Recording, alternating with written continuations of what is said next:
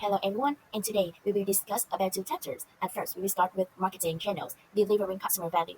Well, in this one, we will go through five objectives, and we'll start with the first one, supply chains and the value delivery network. So what is supply chain? It is the entire process of delivering a product or service from the supplier to the end customer. It includes on steps such as raw material, production, transportation, warehousing, and distribution. For example, a farmer grows crops and sell them to a food processing company, which then sell the processed food to a supermarket, which in turn sells it to the customer. Downstream and upstream. Well, upstream activities in this example would include the farmer growing crops and the food processing company procuring raw material. The food processing company would then procure the raw materials from the farmer and process them into finished food products. This would involve activities such as washing, cutting, cooking, and packaging. And when the food products are ready, the downstream activities will begin. Downstream activities would include the supermarket selling processed food to customers. The food products would be transported to the supermarket or grocery store where they would be displayed for the customer. And the supermarket would be responsible for marketing and selling the products to the customer. And the customer would buy the products and take them home. Alright, so let's go with the second one. Value delivery network. It is a network of organizations that work together to deliver value to the customer. Take Toyota as an example. It has a complex value delivery network that includes suppliers, manufacturers, distributors, and dealerships. The company works closely with its suppliers to ensure that it receives high-quality parts and material for its vehicle. Toyota then uses its manufacturing facilities to produce vehicles that are sold through a network of dealerships by working closely with its partners and leveraging its strength in manufacturing and logistics. Toyota is able to deliver high-quality vehicles to customers around the world. Okay, and let the channel members to sell may not be as considerate as selling product on your own. It can save a large amount of money and time for bringing your product to a higher network of customer and increase the availability of the product. Okay, and channel members help companies to complete transaction and fulfill the completed ones. Now, although the company can do this work by choosing somebody who can do a better job, it's the best decision for the company. Channel level is a layer of one or more intimidators that take part in delivering product and ownership to consumer because producers and consumers are involved in the process. They are also part of any channel. Here are customer and business marketing channels. As you can see, they are pretty similar. Channels 3 from both figures are not very common because it is more complex in controlling the performance of the sellers and the product price. Organizations in the channel are linked to each other by certain types of flows, which make the channel even more complex.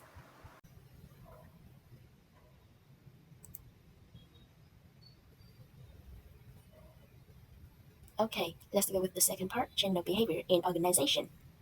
Well, unless channel members work well with each other, business may go bad. Think of what happens if a company supplier or its intermediaries cannot run themselves smoothly.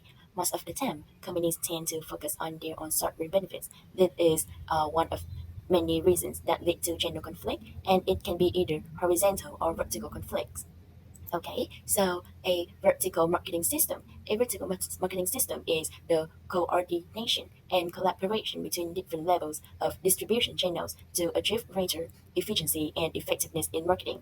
Corporate VMS consists of producers, wholesalers, and retailers acting as a unified system. It combines production and distribution under single ownership. For example, Apple owns and control the entire distribution channel, from designing and manufacturing its product to operating its own retail stores and online store.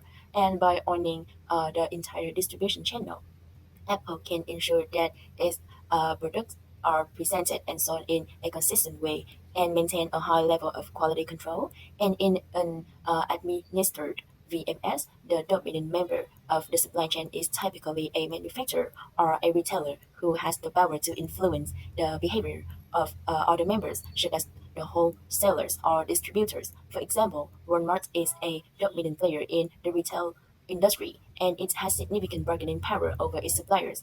Walmart can negotiate a lower price and better terms with its suppliers, which allow it to offer lower price to its customers.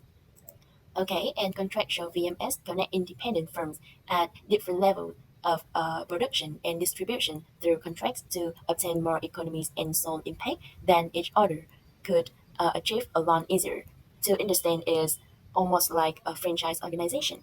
For example, Coca-Cola has agreement with bottlers and distributors around the world to produce and distribute its products. Coca-Cola set the standard and guidelines for its bottlers and distributors to follow, but they are independent business that operate under their own management. And franchise VMS, for example, McDonald's licenses its trademark business model and operating system to franchises who operate their own McDonald's restaurant. And franchises must follow McDonald's guidelines and standards for menu system, pricing, store design, and customer service. In return, franchises benefit from McDonald's brand recognition and marketing support. Okay, and in short, a manner horizontal marketing system is the collaboration between companies at the same level of the distribution channel to achieve mutual benefits. And an example is GoPro and Red Bull. GoPro and Red Bull have collaborated on many marketing campaigns and events such as Red Bull's greatest space jump in 2012, which was filmed using GoPro camera, and this partnership has helped both companies reach new audience and promote their brands through exciting and adventurous content. Okay, and a distribution system is basically a single firm that set up two or more marketing channels to reach one or more customer segments. All right, and let's go with the last part. The digital age has an impact on marketing, which led to disintermediation. So disintermediation means to eliminate marketing channel intermediaries from the supply chain to distribution network. It can help companies reduce costs, improve efficiency, and gain more control over the supply chain or distribution network. However, it can also disrupt traditional business models and lead to the displacement of intermediaries who were once an important part of the value chain.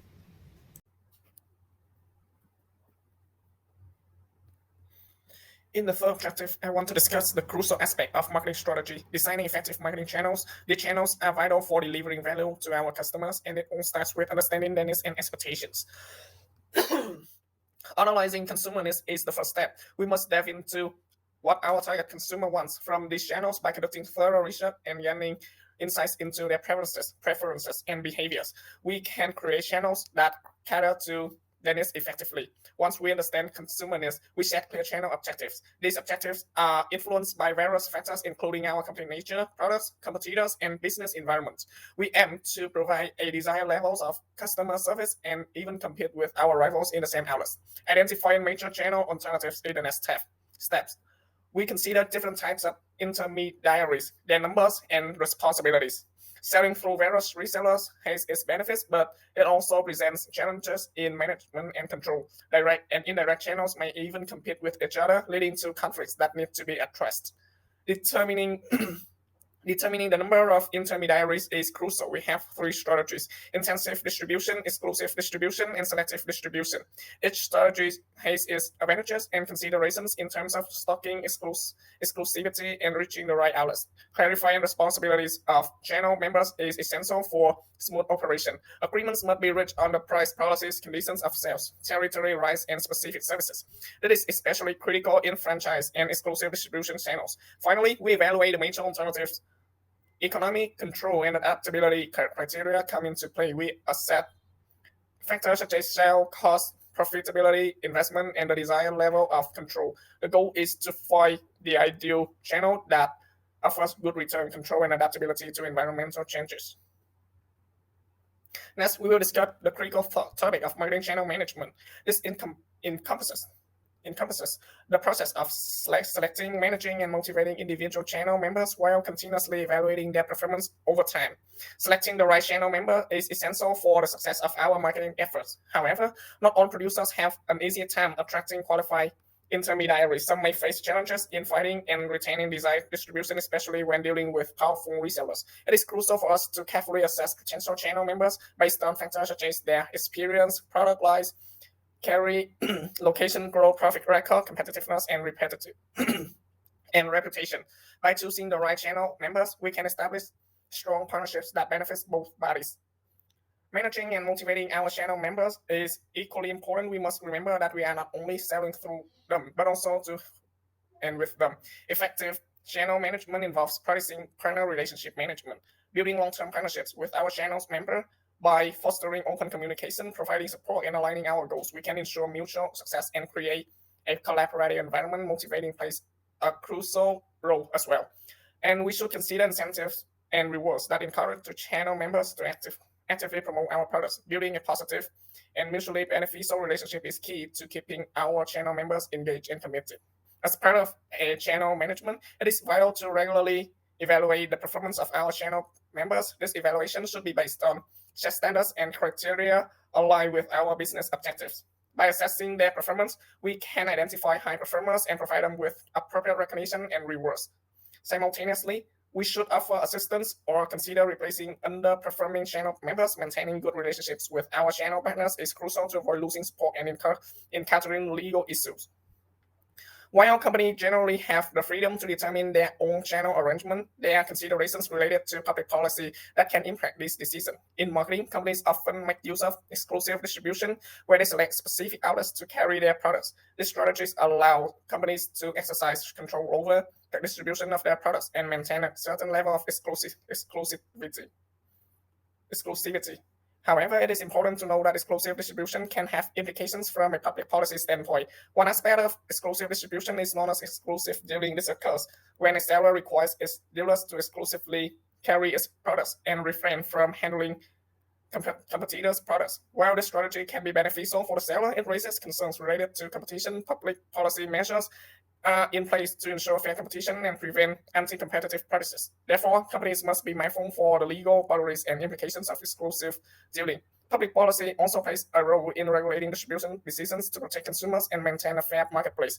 For example, there may be regulations in place to prevent unfair or discriminatory practices in distribution channels. These policies aim to ensure that consumers have access to a variety of products and that competition remains healthy. It is essential for companies to navigate distribution decisions with an awareness of public policy considerations. This involves understanding the legal framework, complying with regulations, and promoting fair competition. By doing so, companies can strike balance between their business objective and the business interest. We are going to explore Objective 5, Marketing Logistics and Supply Chain Management. In terms of nature and importance of marketing logistics, as you know, marketing logistics means only trucks and warehouses. Especially low-cost solutions are for customer-centered logistics, outbound logistics, inbound logistics, reverse logistics, and there are many activities of suppliers, purchasing agents, marketers, channel members, and customers. They include forecasting, information systems, purchasing, production planning, order processing, inventory, warehousing, and the last one is transportation planning. The goals of logistics system. No logistics system can both maximize customer service and minimize distribution cost. The objective of the logistics system is to provide a targeted level of customer service at the least cost and maximize profits, not sales. There are four major logistics functions. In terms of warehousing, many companies have greatly reduced their inventories and related costs through just-in-time logistics systems. The company might use either storage, warehousing houses, or distribution centers. Regarding inventory management, it affects customer satisfaction, greatly reduced their inventories and related costs through just-in-time logistics systems, requiring accurate forecasting along with fast, frequent, and flexible delivery so that new suppliers will be available when needed. It leads to substantial savings in inventory carrying and inventory handling costs. Transportation. There are five main transportation modes: truck, ground, water, highline, and air, along with an alternative mode for digital products internet. Shippers also use multimodal transportation, combining two or more modes of transportation. Logistics information management. Uh, this is an example. And companies manage their supply chains through information. Today, companies need simple, flexible, fast, and accurate processes for capturing, processing, and sharing channel information through electronic data interchange, the digital exchange of data between organizations. The last part is integrated logistics management. Cross-functional teamwork inside a company. There are different departments such as marketing, sales, finance, operations, and purchasing. Definitely, the goal of integrated supply chain management is to harmonize all of the company's logistics decisions. With building logistics partnerships, the members of marketing channel are linked closely in creating customer value and building customer relationships. Furniture retailer IKEA is the typical example for building logistics partnerships because um, it creates stylish, not affordable furniture and deliver its style only if its entire supply chain consisting of thousands of merchandise designers and suppliers, transport companies, warehouses, and service providers operates at maximum efficiency and with customer-focused effectiveness. And today, many companies have created cross-functional, cross-company teams. Other companies partner through shared projects. Third-party logistics. Third-party logistics provider is an independent logistics provider that performs any or all of the functions required to get a client's product to market. There are several reasons companies use third-party logistics providers. The first reason is that because getting the product to market is the main focus, using these providers makes the most sense. The second reason is resourcing logistics, which frees a company to focus more intensely on its core business. The last reason is that integrated logistics companies understand increasingly complex logistics environments.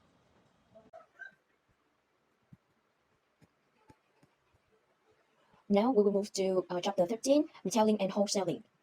This chapter concludes four objectives. First one is retailing. Second part is retailer marketing decisions. Next is retailing trends and development. And the final part is wholesaling. Retailing connect brand with customer. The retailer connect brand with customers in the final phase of the buying process at the points of purchase. In fact, many marketers are now embracing the concepts of shopper marketing. It means that they focusing the entire marketing process on turning shopper into buyers as they approach the points of sale, whether during in-store, online, or mobile shopping. These are some types of retailer. The first one is amount of service. To meet these varying service needs, retailer may offer one of three service levels. The first one is self-service. The second one is limit service, and the last one is full service. The next type of retailers is product lines. Retailer can also be classified by the length or breadth of their product assortment. Some retailers such as specialty store carry narrow product line with deep assortment within this line. By contrast, department store carry a wide variety of product line. Service remains the key differentiating factor. Retailers such as Nordstrom, Sharp, Norman Markers, and other high-end department store are doing well. Supermarket are the most frequently visited type of retailer store, like Walmart, Costco, and Dollar General. Convenience stores are small stores that carry a limit line of high turnover convenient goods. Superstores are much larger than regular supermarket and offer a large assortment of routinely purchased good products, non-food items, and service. Like Walmart, Target, Major, and other discount retailers offer supercenter, very large combination goods, and discount store. Finally, for many retailers, the product line is actually a service. For example, like hotel, motel, banks, airline, and restaurant. Service retailers in the US are growing faster than product retailer. Relative price, retailer that feature low price are discount store and off-price retailer. Discount store, a retail open operation that sells standard merchandise at low price by accepting lower margins and selling at higher volumes. Discounter have improved their store environment and increased their service while at the same time keeping price low through learned efficient operation. Off-price retailer, a retailer that buys at less than regular wholesale price and sells at less than retailer. The three main types of off-price retailers are independent, factory outlet, and warehouse club. And the next one is, and the final type of retailers is organizational approach. We have the four types of organizational approach. First one is corporate chains and voluntary chains and retailer cooperative. And the final types is franchise organization. crunchies now command about 45% of all retailer sales in the United States. This day it's nearly impossible to stroll down a city block or price on a city street without seeing a McDonald's, Subway, Jeffrey Club, one of the best known and more successful crunchies in McDonald's. And we will move to the next objective. Retailer marketing decision, product assessment service decision. Retailer must decide on three major product variables. These are product assessment, service mix, and store atmosphere. Successful retailer carefully architects virtually every aspect of the customer store experience. Chains are good that everything's in store from the layout and lighting to the music or even the color and the smell has been carefully architected to help shape customer shopping experience and open their wallet.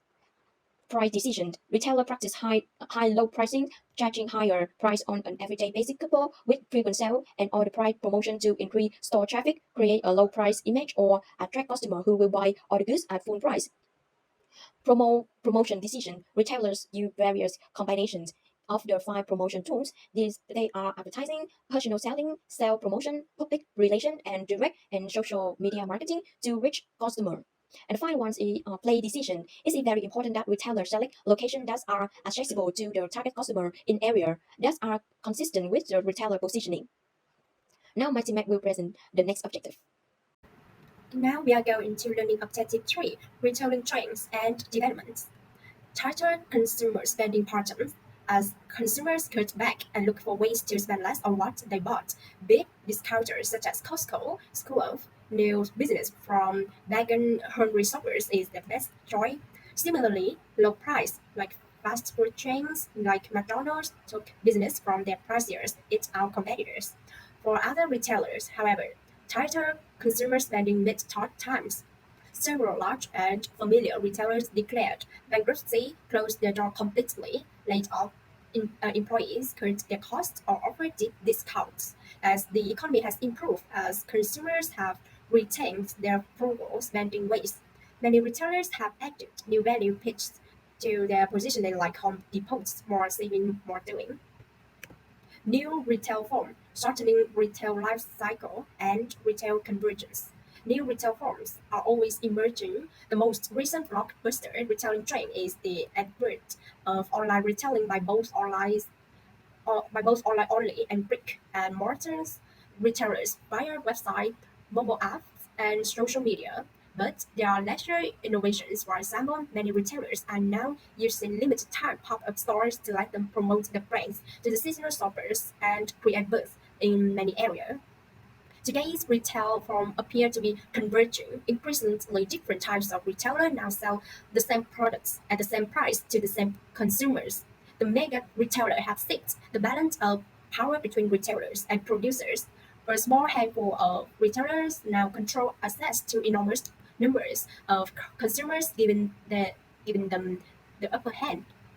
Growth of direct online mobile and social media retailing, most customers still make a majority of their purchase the old-fashioned way. However, consumers now have a broad array of non-store alternatives, including direct and digital shopping via websites, mobile apps, and social media. Retail technologies have become critically important as competitive tools. Progressive retailers are using advanced IT and software systems to produce better forecasts, control inventory costs, interact electronically with suppliers, and information between stores, and even sell to customers within stores. They have adopted sophisticated system to checkout scanning, ring retailing Safeway offers its own bright lines of home care products, including cleaning and laundry products made from biodegradable and naturally derived ingredients. Today's retailers are increasingly adopting environmentally sustainable processes.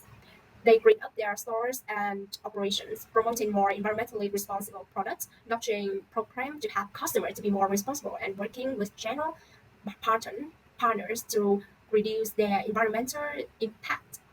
Many retailers are expanding internationally to escape saturated home markets. Over the years, some giant U.S. retailers like McDonald's have become globally prominent as a result of their marketing. Walmart, Home Depot, Costco, and Best Buy retailers face dramatically different retail environments when crossing countries, continents, and cultures. Learning Objective 2, explaining the major type of wholesalers and their marketing decision. Firm engage primarily in wholesaling activity are called wholesalers. Wholesaling includes all the activities involved in selling goods and services to those buying them for retail or business use. Selling and promoting. Wholesalers' sales force have manufacturers reach many small customers at a low cost. The wholesaler has more contact and is often more trusted by the buyer than the distant manufacturer. Buying an assortment building. Wholesalers can select items and build assortments needed by their customers, thereby saving much work. Bulk breaking. Wholesalers save their customers money by buying a carload, loss breaking bulk, breaking large lots into small quantity. Warehousing wholesaler hold inventories, thereby reducing the inventory costs and risks of suppliers and consumers. Transportation. Wholesaler can provide quicker delivery to buyers because they are closer to buyers than they are to producers.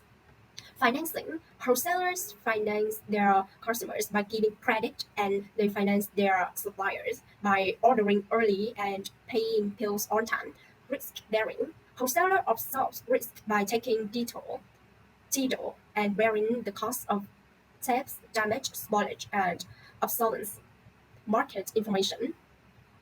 Wholesalers give information to suppliers and customers about competitors, new products, and price developments. Manager service and advice.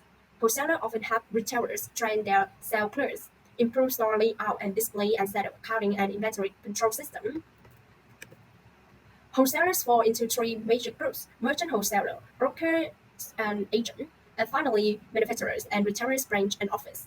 Merchant wholesaler accounts for approximately 50% of all wholesaling. Um, Wholesaler making decision. Wholesalers now face growing competitive pressures, more demanding consumers, new technologies, and more direct buying programs on the part of large industrial, institutional, and retail buyers. As a result, they have taken a fresh look at their marketing strategy. As with retailers, their marketing decisions include choice of segmentation and targeting, differentiation and positioning and the marketing mix, product and service assortments, price, promotion, and distribution. Okay, so that is our reflection video. Thanks for your watching.